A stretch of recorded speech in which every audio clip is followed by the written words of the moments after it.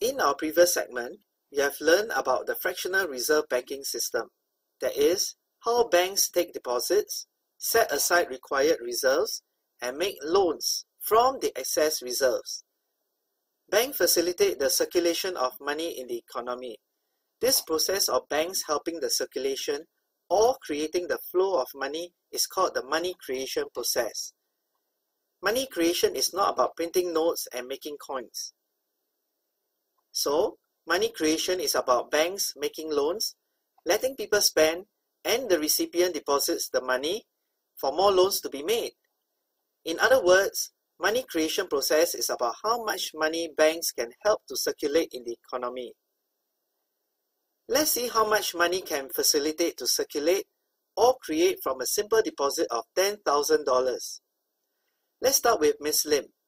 She has $10,000 in cash she wishes to deposit in the Bank of NP. The deposit by Miss Lim is a liability of the Bank of NP, as this $10,000 still belongs to Miss Lim.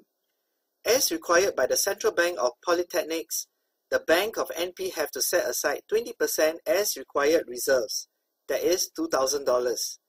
That means the balance of $8,000 is treated as excess reserve, which can be lent out by the bank in order to earn some interest to pay Miss Lim and its other depositors. Do note that this $8,000 is the maximum amount which can be loaned out by the bank. In the rest of the example, we need to assume that the banks loan out this maximum amount. The Bank of NP then looks for someone who wishes to borrow $8,000. Now, we have Mr. Smith, who wants to replace the stove in his cafe. The Bank of NP makes the loan of $8,000 to Mr. Smith, and Mr. Smith uses the money from the loan to make a payment to Mr. Kelvin, the kitchen supply shop owner. Mr. Kelvin then deposits the $8,000 into his account with the Bank of SP. Just like the Bank of NP, the Bank of SP will have to set aside 20% as required reserves.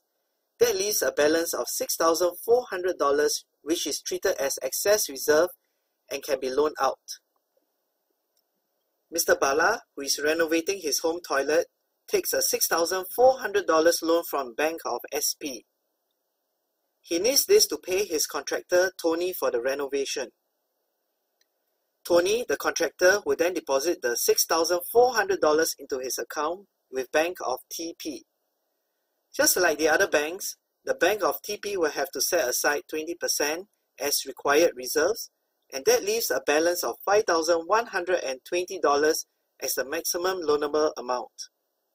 The Bank of TP will then loan out the $5,120 to another customer, and the process continues until the maximum loanable amount becomes very, very small.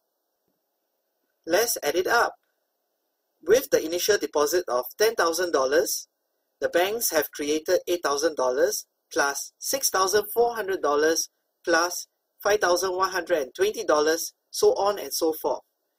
If we were to continue to add up until the amount becomes close to zero, we will see that the banks have created an additional $40,000 in the economy. How did we get $40,000? We'll study in the next segment.